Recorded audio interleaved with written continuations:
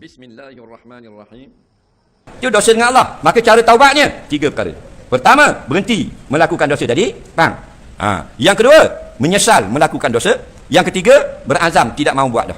Maka siapa ada 3 ni, dipanggil taubat nasuha. Allah terima. Kerana pintu taubat Allah luas langit dan bumi. Bang, kita negeri Pahang luas dah. Naik on dakak cuma pergi di Romping. Biru muka nak lapar. Luas lah. Faham lagi? Nah, ni pintu taubat langit dan bumi. Nah.